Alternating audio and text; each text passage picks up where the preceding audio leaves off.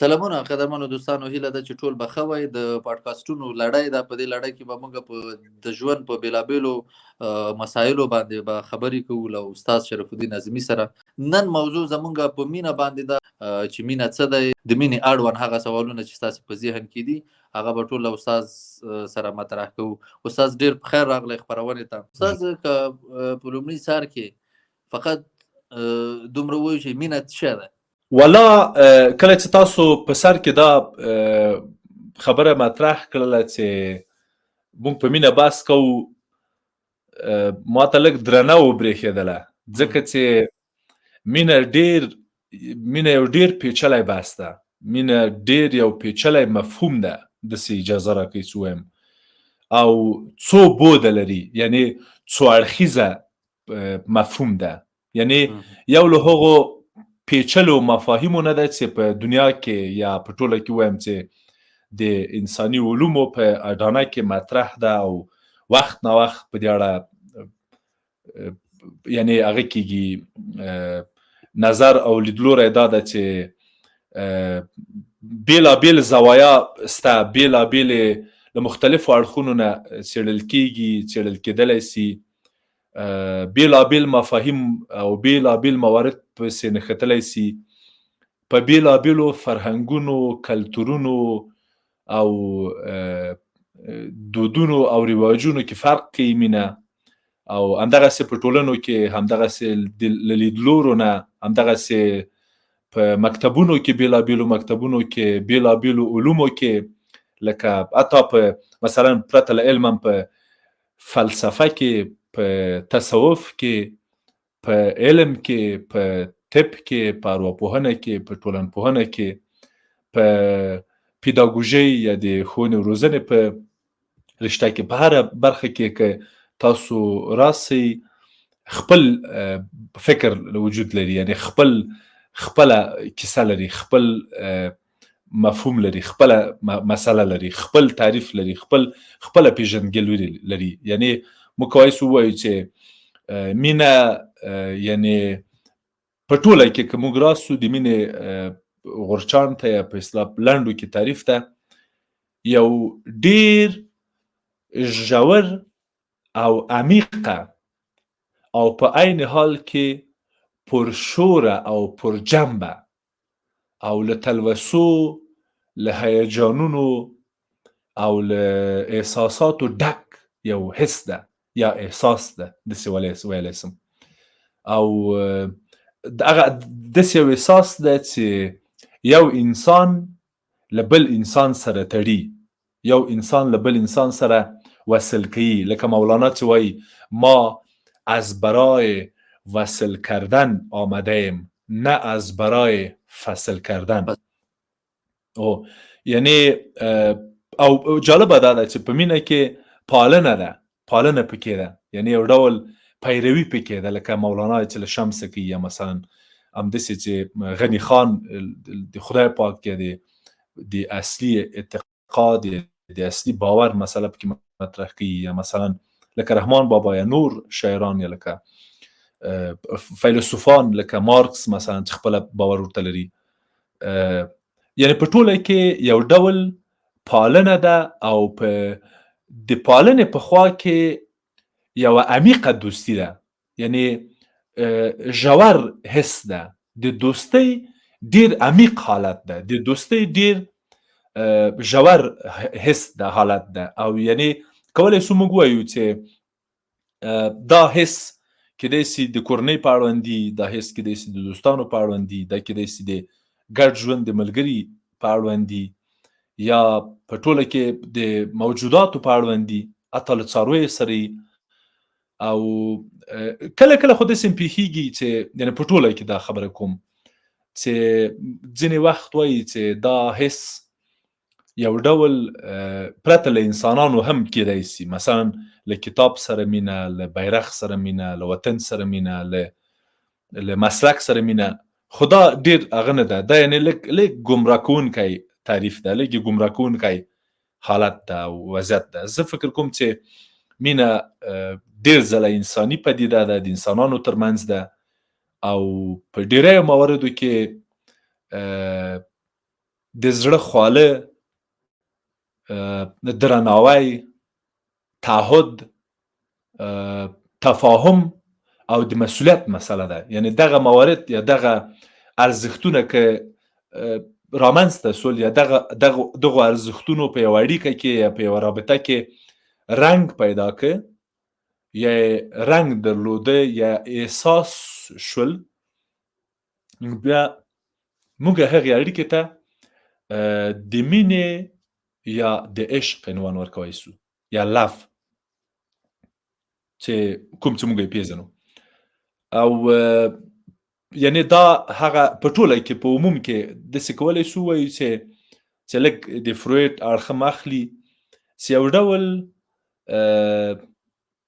طبیعي احساس ده انګیز صاحب، یوه عاطفه ده مینه، او موږ کولی سو دا له انسانانو سره ووسي. او په خوا کې د جنسي اړخه ماخلي، یعنی یو ډول په جنسي تمایلاتو یا په عامه اصطلاح په دغه عام خلک چې د هوس مسله هم پکې راسي.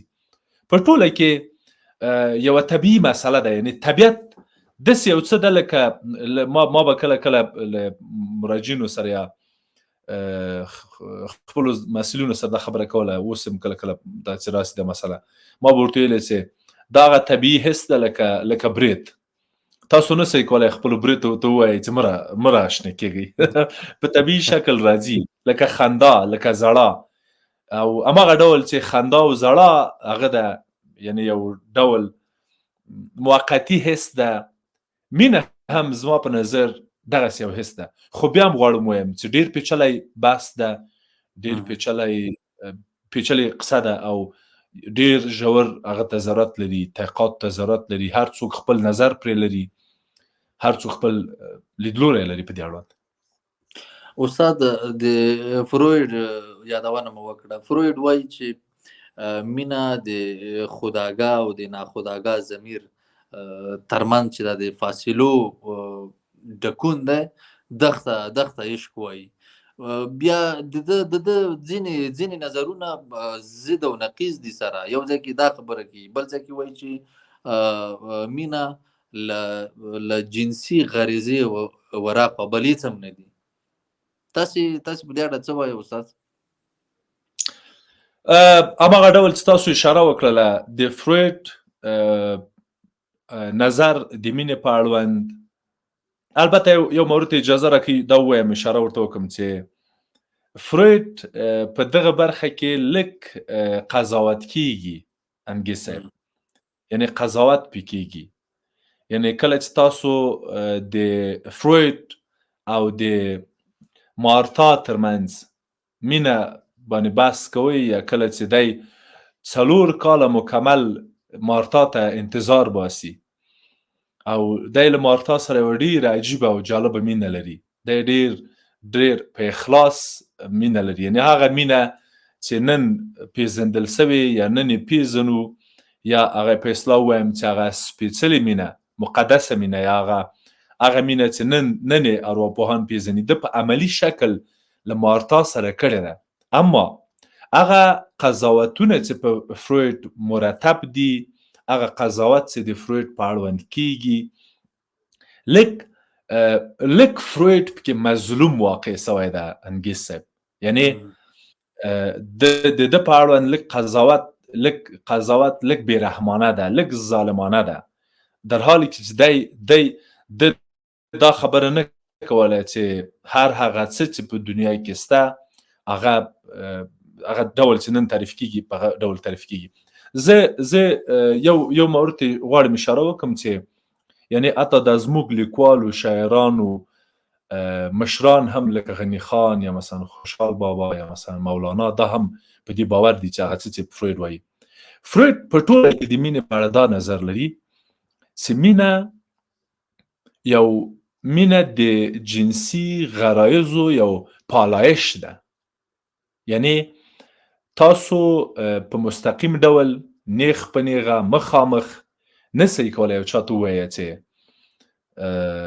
ته ما سره جنسي اړیکه ونیسه، یا زه غواړم at the end له تا سره جنسي اړیکه وساتم یا ولرم. خو تاسو به په سر کې راځئ مثلا پیشنهاد به ورته کوئ، اضطراب به لرئ، په اصطلاح نارامه به یې، اول به شعرونه ورته وایي، اول به داستانونه ورته وایي، اول به ګلان وروړئ، اول به څو ورځې او څو شپې قهوې خورئ په هوټلونو کې او په کافیانو کې، بیا به وروسته دې ته خطونه به ورلېږئ. هغه مونږ وایو که نه، وایي دیوال سوری که ګوتې راکه، پلار د خټګر د بیا به جوړ کړي دیوالونه. یا مثلا یار مې هندو، زه مسلمان یم، د یار لپاره درمسال جارو کوم. یعنی درمسال ته ولې جارو کوې؟ ته دغه دیوال ولې سوری کوې؟ ته دغه قهوې ولې خورې؟ ته دغه انتظار ولې باسې؟ یا مثلا سترګو د جانان کې زما ښکلي جهانونه دي. بس دا ده چې ات د اند ګوري که فروید دلته هغه ونه کړو، یعنې قضاوت ونه کړو په فروید باندې او اصلي مسلې ته راسو، په آخر کې موږ څه غواړو دقیقا؟ یعنې د مینې آخر څه ده؟ او دا اوسنۍ دنیا کې په معاصر شکل، یعنې موږ خو ډېر هغه خلک نه یو انګیز صاحب، موږ ډېر هغسې مقدس او سپېڅلي خلک نه یو لکه مثلا لکه لوی او مشران خلک چې هغوی یا هغه ډول چې مینه تعریف کیږي، په هغه شکل چې مینه تعریف کیږي، مثلا مجازي مینه او حقیقي مینه او دا او هغه، یا په تصوف کې چې کومه مینه ده، یا هغه ذهنیت چې مولانا له هغه نه لري، یا ستر غني خان لري، مثلا خوشحال بابا لري، یا رحمان بابا، یا نور حمزه بابا. دا تصورات، یعنی یا هغه شکل چې په شعر کې راځي، یو دغه خپل شعر خو ډیر ځله، یعنی یو هغه ده، یو خپل یو پالایش ده. تاسو خپل ښه پوهیږئ چې په ډیری مواردو کې انګیز صاحب شاعران او لیکوالان خپل اصلي خبرې نشي کولای.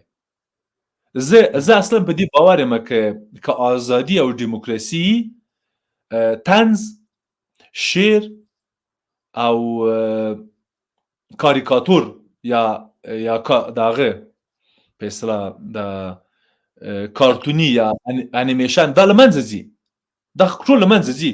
هر څوک به مستقل خپله خبره کوي، دونه فرصت نه ورکوي چې په شعر کې ووایي هغه، یا په کاریکاتور کې خپل مطلب ورسوي، یا په داستان کې غټ لوی اوږد داستان کې خپله کیسه وکړي. اصلي مسلې ته راځي، اصلي مطلب وایي، نیغ په نیغه سټریټ فارورډ ټو د پوینټ ورځي او خپله مسله مطرح کوي. اوس چې اوسنۍ نړۍ ده، په اوسنۍ نړۍ کې زموږ باور اوس انګیز صاحب د اوسنیو انسانانو په اساس، یعنی هغه څه چې اوس په هالیوډ کې راځي، په بالیوډ کې راځي، په نټفلیکس کې راځي، انګیز صاحب په خواله رسنیو کې راځي. مثلا تاسو تصور وکړئ هره ورځ په انستاګرام کې 50 تر 80 میلیونو پورې ویډیو، یا په ټیک ټاک کې هم دغسې له دې نه زیات ویډیوګانې اپلوډ کیږي. د دې زیاته برخه طنز، موسیقي او سکس ده. یا که تاسو راسئ مثلا د پورن سایټو ته، تاسو ورسئ نور علمي سایټونه وګورئ، نور اکاډمیک سایټونه وګورئ، تحقیقات وګورئ، تحلیلونه وګورئ، او بیا لاړ شئ د پورن سایټ ته سر ورښکاره کوي. تاسو بیا هلته وګورئ چې کوم ویب سایټونه ډېر ویزیټور لري، کوم ویب سایټونه ډېر لیدونکي لري، کوم ویب سایټونه. بیا هلته تاسو په دې پوهیږئ چې ښه اوس چې دا یو حقیقت ده، څه کولی شو موږ؟ یا مثلا اجازه راکړئ دا درته وایم، زما په خپل یوټیوب کې، زما په خپله خواله رسنیو کې کوم بحث چې ما د جنسي اړیکو په اړه کړی، کوم بحث چې ما د نورو ورته مطالبو په اړوند کړی، هغه بحث او نور بحثونه او لیدونکي، کامنټ کوونکي، شیر کوونکي فرق کوي. یا تاسو راسئ مثلا د اوسني ټیک ټاک ته، کوم موارد ډېر پکې، بازار د کومو مطالبو ډېر ده؟ د علمي بحثونو، د علمي مطالبو که د نورو مواردو؟ طبعا د نورو. بله استاد د یو مورد که ماته تاسو د فروید په اړه اجازه راکړئ، زه لږ په فروید نورم تم سمه، البته زه باور لرم چې په همدې اړوند تاسو هم راځئ. فروید عشق یا مینه یو د انسان یوه اساسي اړتیا مطرح کړې ده.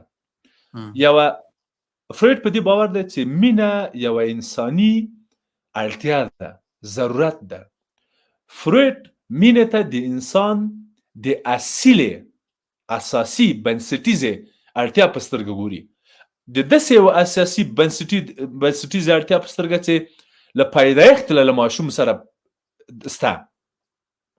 دا نه ده چې بیا به بالغ کېږي، بیا به دی غټېږي، بیا به مینه مفهوم او مطلب ورته پیدا کوي. نه، فروید په دې باور دی چې دا هغه اړتیا ده چې په لومړیو کې چې کله ماشوم دنیا ته راځي، د تیل رودلو نه شروع بالاخره تر جنسي اړیکې پورې، یا په هر ډول جنسي اړیکه چې دی غواړي وساتي، په همدې شکل راځي او مخته ځي. همدلته که مثلا تاسو راسئ د شاعرانو هغه ته تعریفو ته، مثلا خپله د غني خان هغه ته راسئ، کوم باور چې غني خان لري د مینې په اړوند، وایي مثلا غني خان وایي چې سوز نه دی عشق، ساز نه دی عشق، آهو گریان نه دی عشق، مست رنگینی د دانه، غم د جانان دی عشق. یعنی دلته په همدغه مورد فروید دا خبره کوي چې یعنی کله چې غني خان وایي چې مستی ده، یعنی مستی، مست رنگینی دانه ده، غم دی د جانان نه دی عشق. کله چې دلته تاسو راځي د شعر ته یا د مفهوم ته، دغه څه چې غني خان وایي، فروید دلته وایي چې مینه اصلا یوه انګیزه ده. مینه د ټولو هغو کړنو انګیزه او بنیاد ده چې تاسو یې لرئ په ژوند کې یا سته په ژوند کې. او په عین حال کې فروید په دې باور هم ده چې مینه د رشد او توسعې پیلامه ده.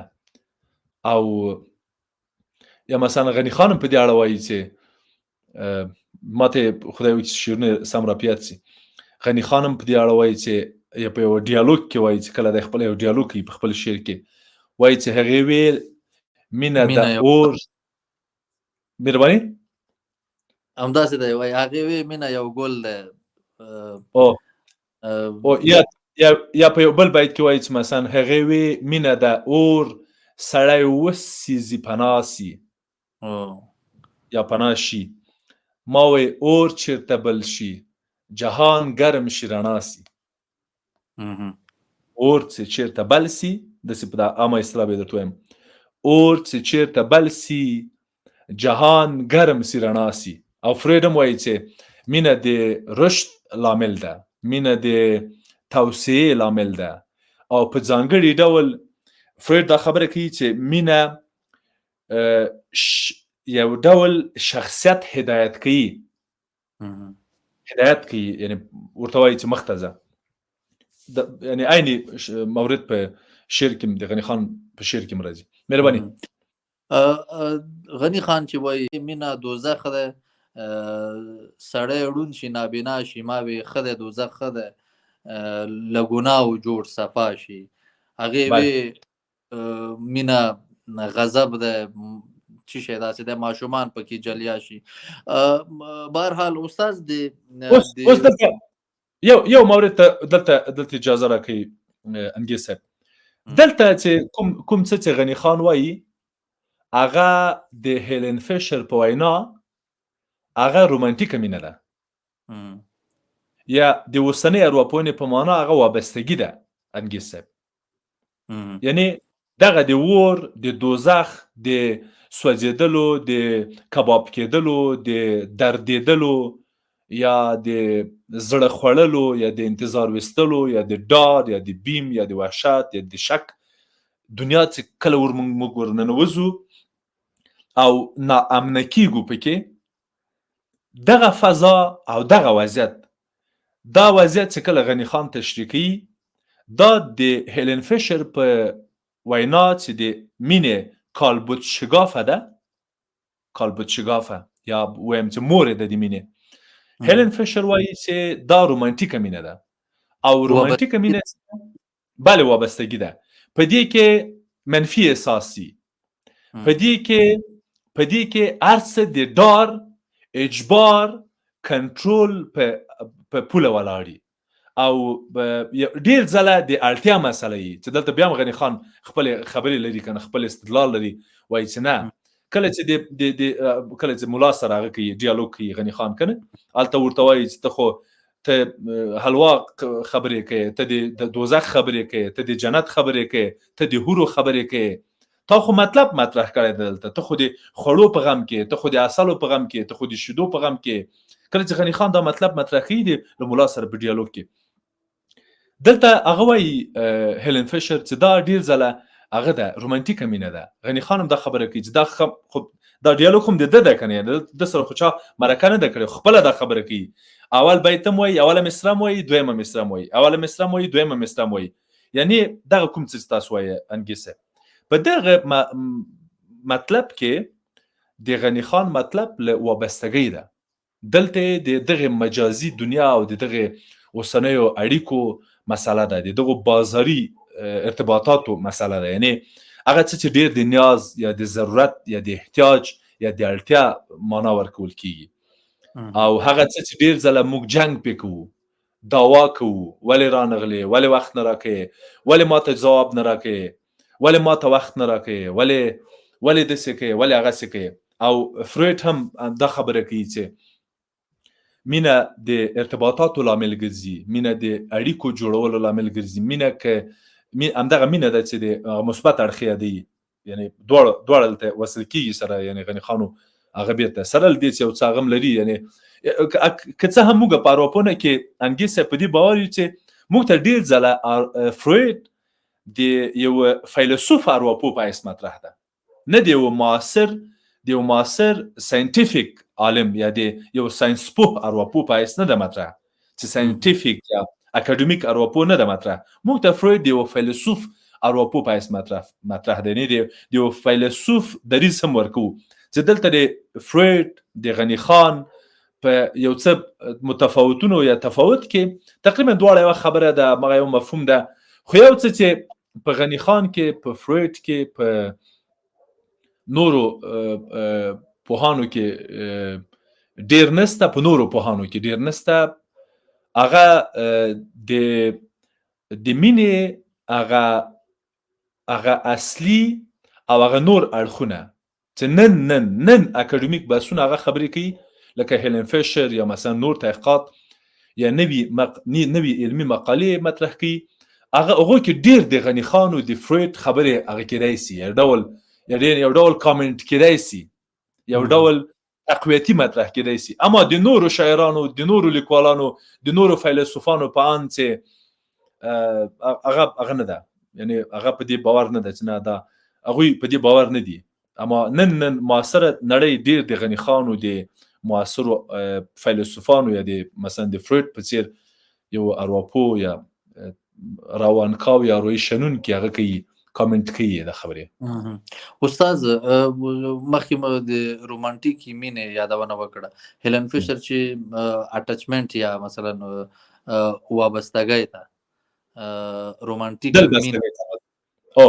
یو موږ دلته انګي صاحب یو مثلا غنسي استاد کله چې وابستګي شو بیا خو مینه نشو نو کنه کله چې او شای تر ازارونه یا تر پارونه رسیږي نو بیا نو مرته ورکو شکنجه بیا خو مینه نشو نو بیا غي ته موږ مینه وایو چې بیا موږ مثلا ورته نوم بدل کو چې نه دا اوس رومانټیک مینه شو دا اوس دغه بل ډول مینه شو یا مثلا دا اوس عشق شو دا محبت شو دا رومانټیک شو دا وابستګي شو او دا دل بستګي شو په نومونو بدلولو باندې خو استاد څه فکر کوي د یو شی اصلیت لمنځه ځي کوز ته وایو چې مثلا وابستګي رومانټیک مینه ده خو نو بیا هم وابستګي خو مینه شو نو چې مینه شو مینه خو مثبت احساس ده نو او استاد زمانه خبره ته زه په دې لم چې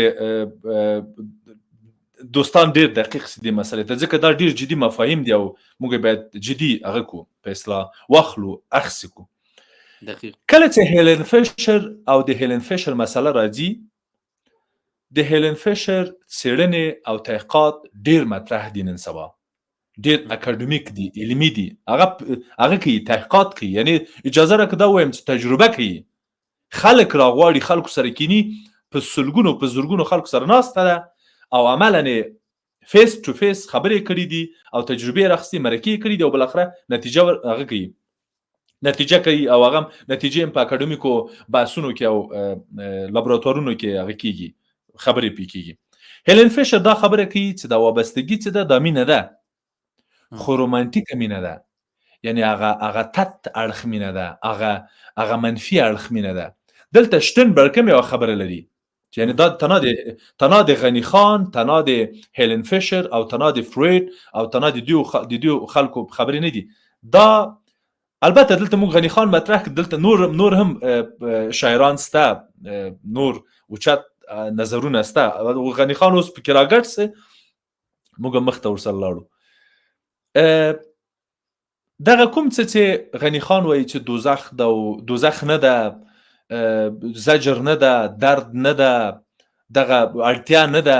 کله چې غنی خان وایي چې اړتیا نه ده، دلته د غنی خان اوسنۍ ارواپوهنه، معاصره ارواپوهنه دا خبره کوي چې دا اصلا مینه نه ده، دا جنسي لیوالتیا ده یا سیکشوال اټریکشن ده. غنی خان دلته دا وایي چې دا نه ده، ګوره دا حلوا او دا هوري او دا هغه نه دي، دا نه ده مینه، په دې ته مینه مه وایي. په بل ځای کې راځي وایي چې ګورئ د خوړو مسله مطرح سوه، د حلوا مسله مطرح ده، د سکس مسله مطرح ده، د جنسي اړیکو مسله مطرح ده، د لیار سره د قهوې او د کافي او د دې او دغه خوړلو، چکر وهلو، قول په قول ګرځېدلو په پارکو کې مسله مطرح سوه.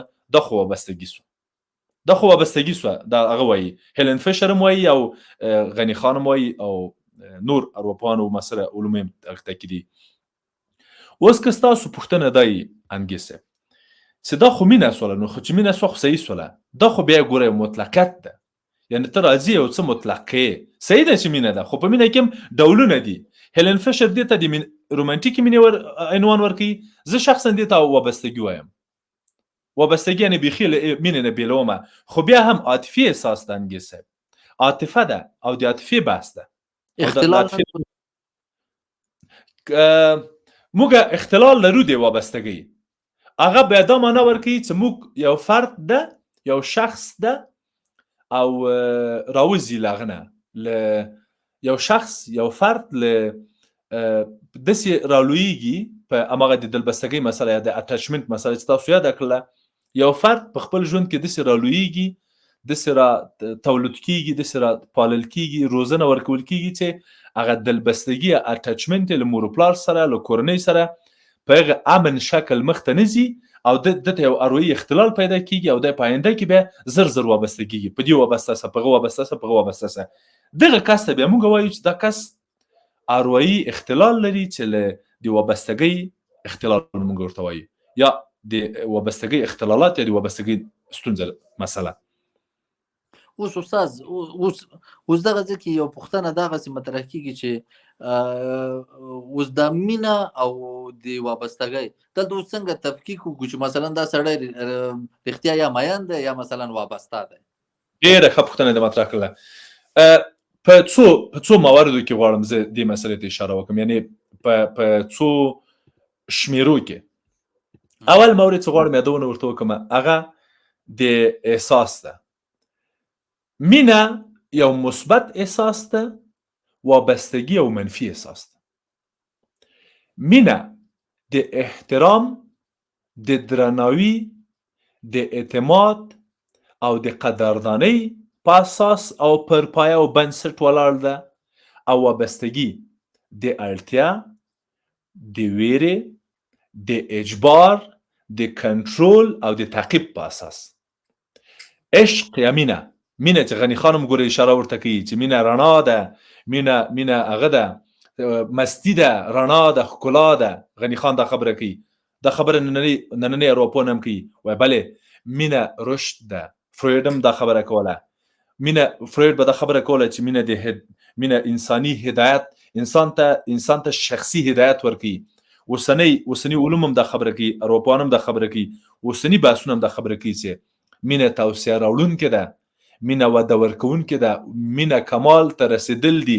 تصوف هم دا خبره کوي، مینه خدای ته رسېدل دي، مینه له ژوند او له زندګۍ نه او لهو لهب نه محوه کېدل دي، ختمېدل دي، یو مرحلې ته رسېدل دي چې په تصوف کې دا مرحلې راځي. زه ډېر په تصوف کې هغه نه لرم، مطالعه نه لرم، معلومات نه لرم. بل اما برعکس وابستگی مینه رشد محدوده‌ای، رشد مختلعی. ته مکتب ته مه ځه، ته وظیفې ته مه ځه، ته څو بجې دي، ولې نه یې راغلی، ترنګ و ترنګ، زنګونه، تعقیب، کنټرول. دا یعنی محدوده‌ای دی، کنټرولي دی، تعقیبي دی. په وابستګۍ کې، په مینه کې، مینه له اروایي روغتیا سره، له خلاقیت سره، له نوښت سره، له انرژي سره، له منډو سره، له حرکت سره مرسته کوي، انګیزه درکوي مینه. برعکس وابستګي کې جنگ ده، دعوا ده، شخړې دي، ولې ناوخته راغلی، ولې دې داسې وکړه، ولې دې هغسې وکړه، ته ملامت یې، زه ملامت یم، ما ویلې، تا ویلې، بوګو نګو، دقسې راځي پکې. استاد دغه ځینې خلک چې وایي که نه چې نن سبا مینه نشته، یا په داسې حال کې چې هغه خلک هم دا خبره کوي چې تجربه کړې هم نه وي، او داسې کوي ته وایي چې د مینې جنازه دوی خپله کړي. اوس په دې هغه کې مثلا چې دا دوی وایي چې نن سبا مینه نشته، نو د تاسې خبرو ته په کتو خو سم وایي که نه، نو مینه خو نشته، نو دا خو ټولې وابستګۍ به وي. نو زه دا خبره غواړم وکړم انګیز صاحب چې مینه سته، خو هغه څه چې موږ له مینې سره غلطوو هغه وابستګي ده، هغه څه چې موږ له مینې سره غلطوو یا اشتباه کوو هغه لنډمهالې علاقې دي. لایک ده، لایک لو نه ده، لایک ده، علاقه ده. یو موږ لایک لرو، یو موږ لو لرو. لو او لایک فرق کوي. او جنسي هغه دي، جنسي لیوالتیاوې دي. موږ جنسي لیوالتیا له مینې سره هغه کړې ده، ګډوله هم ترې جوړه کړې. موږ وابستګي د مینې سره غلطه کړې. په لومړیو خبرو کې مو ویلې چې بالاخره د مینه اخر اټ د اینډ همدا جنسي اړیکې دي. نو بالاخره فهمیږي. نو دا خو فریډ دا خبره کوله انګیز صاحب، دا خبره فریډ کوله. صحیح ده، صحیح ده، خو فریډ کوله. خدا چې دا نظر د ما ده که نه ده، دا خو جدا خبره ده. مطلق ده دا فریډ خبره وه چې دا یو پالایش ده. شعر، شاعري، ادبیات، قهوه، خواستګاري یا ریباري کول، په ډېر ادب یو چاته ورتلل چې ما د غلام په حیث ومنه، دا فریډ وایي دا ټول پالایش ده. at the end ته خپل مطلب پسې غواړې ورسېږي. فریډ دا خبره کوله. او دې کې به at the end څه شی ده؟ اوس خبره څه ده؟ اوس خبره بس څه ده؟ اوس د معاصر ارواپوه د اشتنبرګ یا استنبرګ په نظر هغه دا خبره کوي چې اوکې، تاسو موږ نسو کولای چې له مینې نه جنسي اړتیاوې وباسو، موږ نسو کولای چې مینې نه یې محوه کړو، اما تاسو کولای شئ چې راسئ او دا د مینې د یوه عنصر په حیث ومنئ. اشتنبرګ دا خبره کوله چې مینه یو مثلث ده، یو مثلث ده او د تعهد، بله، د تعهد، صمیمیت او جنسي اړیکې یا شهوت مثلث ده. تاسو که یوازې تعهد لرئ او صمیمیت لرئ، دا هم چندان مینه نه ده. که یوازې صمیمیت لرئ او شهوت لرئ، دا هم چندان مینه نه ده، تعهد نه یي پکې. او که دا چې صمیمیت یو تعهد بیا جنسي اړیکه نه یي، بیا هم مینه نه ده. حتما کوم بل شی دوستي به یي، کیدای شي دوستي. اوس که موږ دې خبرې ته راځو چې ښه، نو چې د فریډ په اصطلاح مینه په آخر کې بالاخره جنسي مسایل دي، خو اشتنبرګ دا خبره کوي چې سمه ده، خو سره له جنسي اړتیاوو ته باید تعهد ولرې، ته باید صمیمیت ولرې. ته ولې مردارخورګي کوې؟ ته ولې بازاري حرکت کوي؟ ته ولې دا په دې ځای پرېږدي بل چا سره اړیکه ساتي؟ یعنې همزمان غواړې هغه وکړې، اړیکې جوړې سټنبرګ کړي. یو بل خبره په داسې کوي استاد وایي چې کله چې دای په څو ډوله سره داسې ویشي کنه او هر یوې تقسیم بندي کوي. دا یو لوی بحث ده. زه په دې علم چې کوم وخت فرصت ته پیدا کړي یوازې د مثلث وڅېړو چې موږ خپله یو بحث دی، یو داستان ده. وایي تعهد چې وي مثلا هغه نه وي، صمیمیت او شهوت نه وي، دا نو خالي مینه ده. دې ته ویل کېږي خالي مینه یا تشه مینه. دا نو اوس یو شای شي کنه، دا اوس مینې بس شاخونه دي زه سره د کلک زه ډېر ستنبرګ ته ورننه نه وځو ځکه چې لویه قصه ده. ستنبرګ دا خبره هم کوي چې دا رویایي مینه ده، یعنې داسې مینه چې په هغې کې تعهد هم وي، صمیمیت هم وي او شهوت هم وي.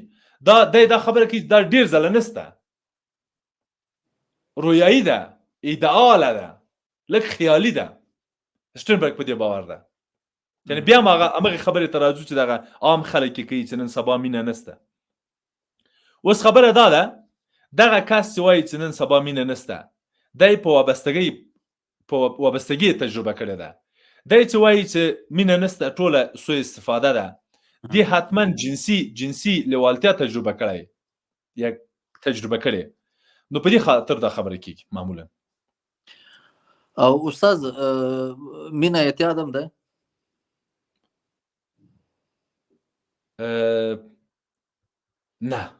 نه زه فکر نه کوم. ساینسي تحلیل دا وایي، هیلن فیشر یو ځای کې داسې وایي چې د یو مین په ذهن کې یا مثلا په یو مین کې چې کوم هورمونونه ترشح کېږي، عیني د یو معتاد په یو معتاد کې هم هماغه هورمونونه ترشح کېږي. دا هلته سره دواړه یو نه کړل؟ بله پرته له شکه. خو تاسو زه مخاطب کړم، تاسو ماته وویلې چې آیا مینه اعتیاد ده. زه وایم چې صحیح ده. هیلن فیشر دا خبره کوي او دا خبره د اکسیټوسین په حواله کوي. هیلن فیشر دا خبره کوي چې د انسان په وجود کې یو هورمون ده او اوسنی طب او هورمونولوژي یا د هورمون برخې متخصصین په دې باور دي چې د انسان په وجود کې ګڼ هورمونونه دي چې د مینې، نوازش، لمس، جنسي اړیکو باندې هغه لري، تاثیر پرې کوي. او علل خصوص او مشخص کوم هورمون چې فیشر هم اشاره ورته کوي هغه د اکسیټوسین هورمون ده. هیلن فیشر په دې باور ده چې دغه او دا نور اروپان چې د هورمون په برخه کې اوس یعنې د هیلن فیشر او ورته نورو سایکولوژیستانو یا د فیزیولوژي یا د اروپانو د ودې د برخې اروپانو په دې عقیده او په دې باور. هیلن فیشر دا خبره کوي چې کله چې انسان له بل انسان سره خبرې کوي، انسان بل انسان ته خپله علاقه اظهار کوي، انسان خپله مینه څرګندوي، انسان بل انسان ته قول ورکوي، انسان بل انسان ښکلوي، انسان بل انسان په غېږ کې نیسي، دغه هورمون ترشح کېږي، اکسیټوسین. او دا ترشح د دې لامل ګرځي چې مغز عادت سي ورسره، مغز خوند ترې واخلي. دا هورمون چې ده مغز ته خوند ورکوي، لذت ورکوي، لکه ډوپامین هم ترشح کوي. دا لیدنې او کتنې او دا ملاقاتونه او قهوه او پارکونو کې ګرځېدل او قهوې او یا په کلپونو کې رقصونه او پیکونه دا وایي ترشح کوي. کله چې دا ترشح سي انسان دویم ځل غواړي چې هماغه لذت ترشح کړي، هماغه ډول چې تیره دوشنبه یا پنجشنبه په پلانۍ قهوه خانه کې یا زموږ په دود او فرهنګ کې په ګودر کې ترشح کړی و. موږ د ګودر څومره هغه لرو، موږ د ګودر څومره لنډۍ لرو انګیز صاحب. یعنې زموږ ډیری ملاقاتونه، ډیری لیدنې، ډیری کتنې، ډیری هغه د هیلن فیشر په اصطلاح هغه اولینه جرقه د مینې چې سوی په هغه 4-5 ثانیو کې چې هیلن فیشر اشاره ورته کوي هغه معمولا په ګودرونو کې سوی ده، هغه معمولا په دغه ابتدایي کلیوال ژوند کې سوی ده. شاعران هم ډیره یادوي دا خبره.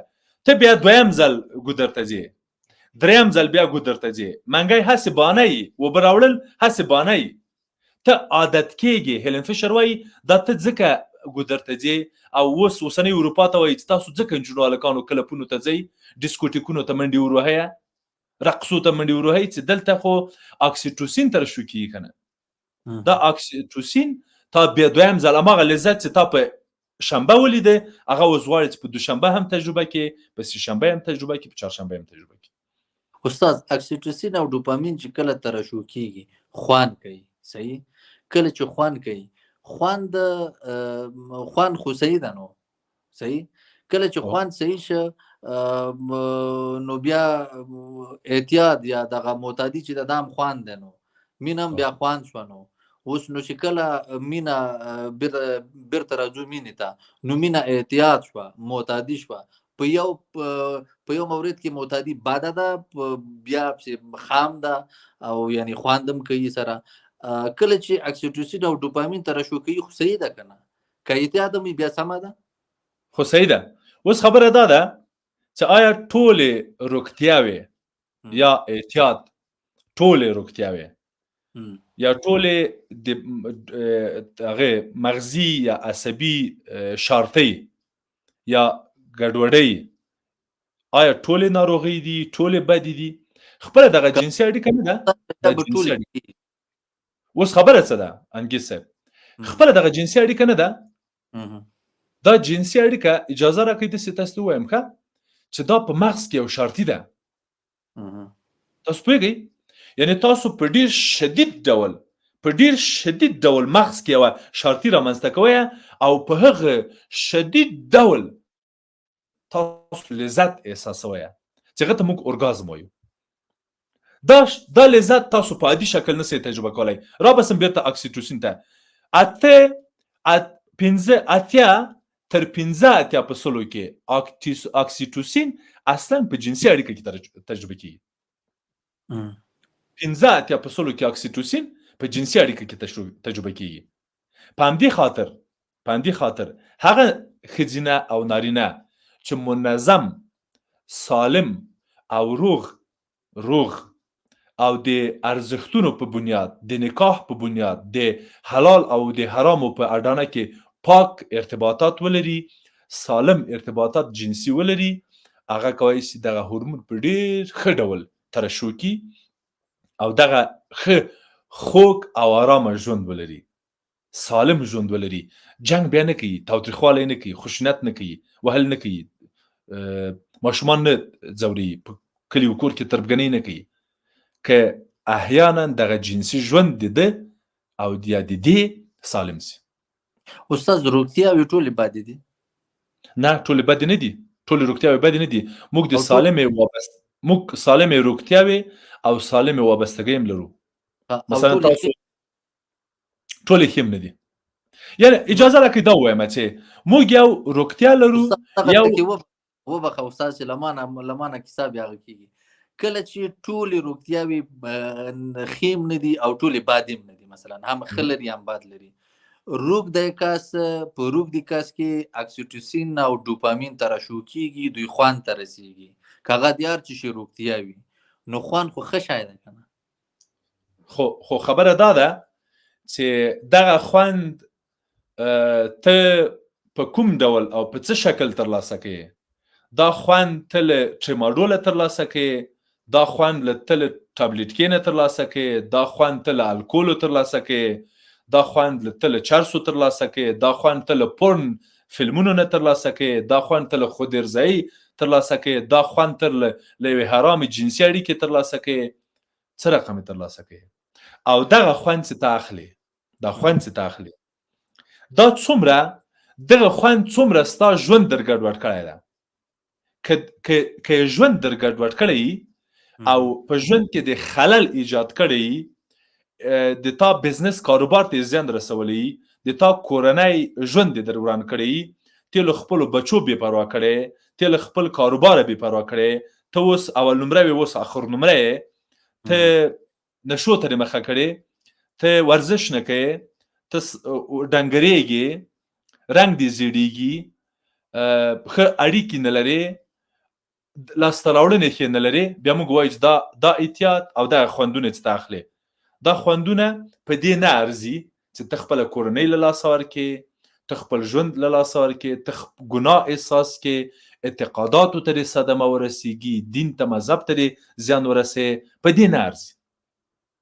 او دا تا ته د عذاب وجدان درکوي. دا خوند چې ته اخلې اوس خو یې اخلې لکه خودرځایي. 15 دقیقې بعد پښیمانه یې، وسواس دې پیدا کړی ده. موږ ډېر داسې ځوانان لرو چې پورن ګوري، خودرځایي کوي، لذت اخلي، ښه خوند اخلي په هغه لحظه کې چې دوی خودرځایي کوي، استمنا کوي، ډسټریبیوشن کوي. خو کله چې هغه خلاصېږي 15 دقیقې بعد په د ګناه په احساس کې ډوبي.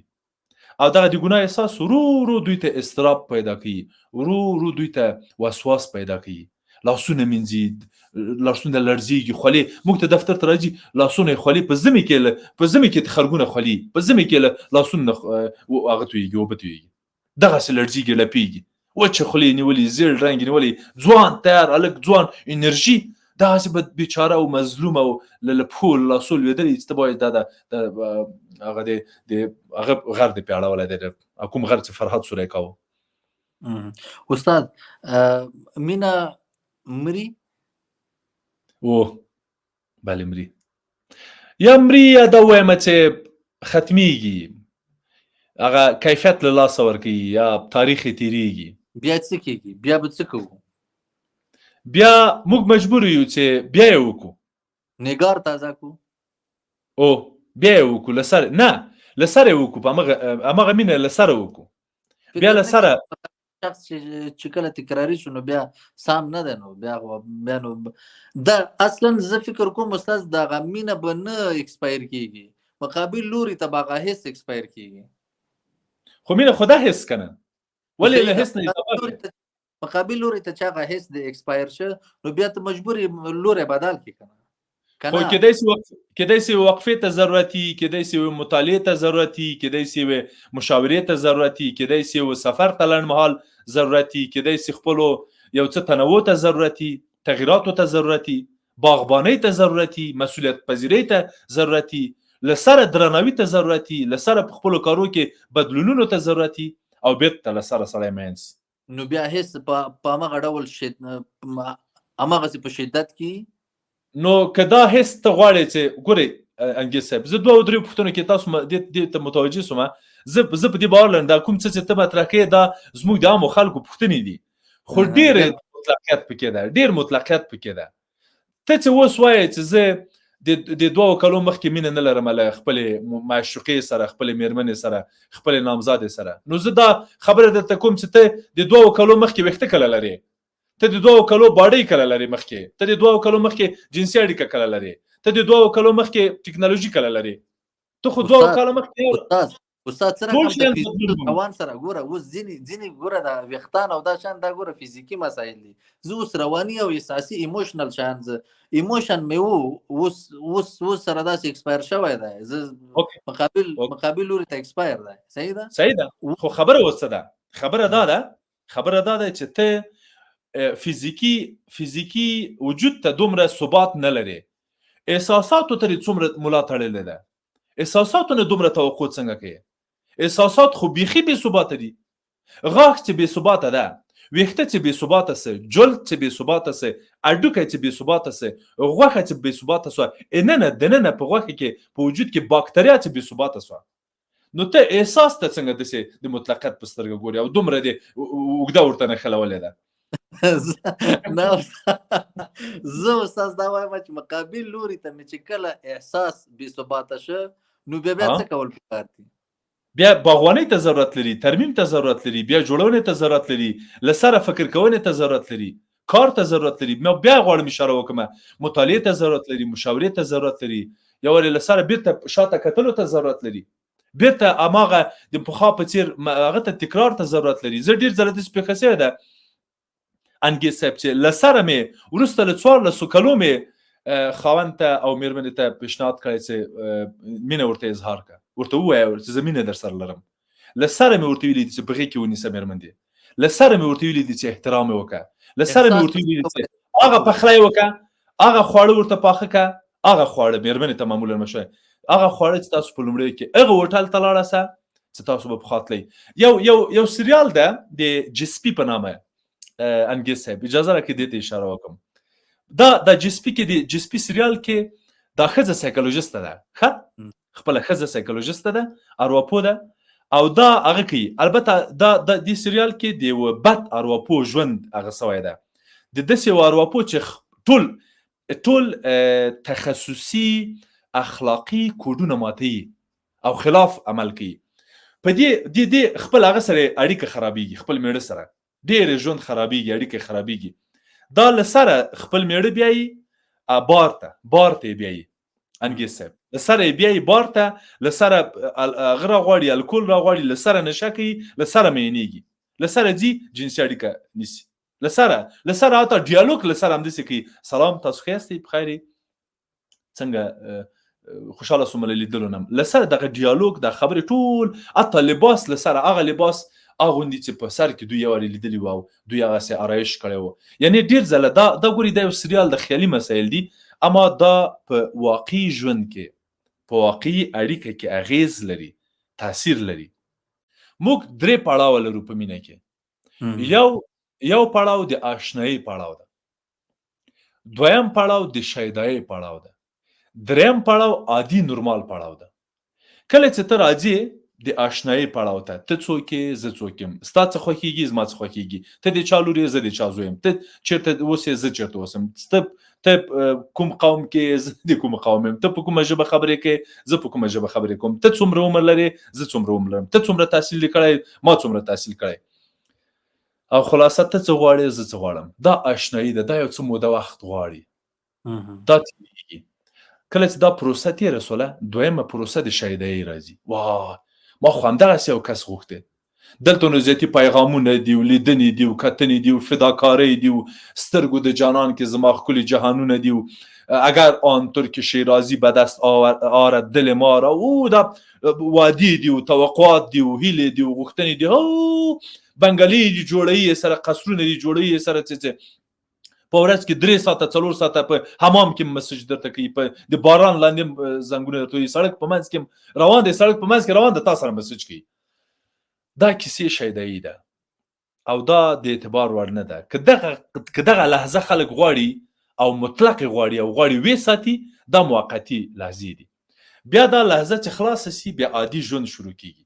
په عادي ژوند کې احترام ده، درناوی ده، مسؤلیت ده، صمیمیت ده، تعهد ده، جنسي اړیکې دي. دا نورمال مخ ته ځي.